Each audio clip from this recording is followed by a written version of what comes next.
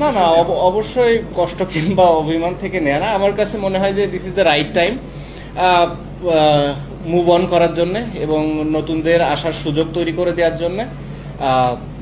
At the same time টি-20তেও আমার আসলে একই ধরনের চিন্তা, আমি হয়তো এটা অপ্রাসঙ্গিক হলেও বলে ফেলতে চাই, কারণ হচ্ছে টি-20 নিয়েও আমাদের কথা হয়েছে সিলেক্টর এবং প্রেসিডেন্ট বোর্ডের সবার সাথে, এটা নিয়েও আমি কথা বলেছি যে আমার কাছে মনে হয় this is the right time যে টি-20 থেকেও আমি মুভ অন করি এবং আপাতত নেক্সট যে কিছু সিরিজগুলো আছে কিছু নতুন প্লেয়ার আসুক, নতুন প্লেয়ারদের সুযোগ দেওয়া হোক। অ্যাট দি সেম টাইম আমি যদি ফ্র্যাঞ্চাইজি লিগ খেলাগুলোর সুযোগ পাই, এখানে ভালো করতে থাকি, 6 মাস 1 বছর পরে যদি কখনো মনে করে বিসিবি যে হ্যাঁ না এখানে টি-20তে আমার কন্ট্রিবিউট করার একটা সুযোগ আছে, আমি পারফর্ম করছি এবং ফিট আছি, দেন আমরা ডিসাইড করতে পারি। বাট অ্যাট দিস মোমেন্ট আমি নিজেকে অন্তত টি-20তে দেখছি না। আর সাউথ আফ্রিকা যেহেতু টেস্ট সিরিজ, আমার ইচ্ছা আছে যে লাস্ট সিরিজ হওয়ার। সো বেসিক্যালি আপনারা বলতে পারেন যে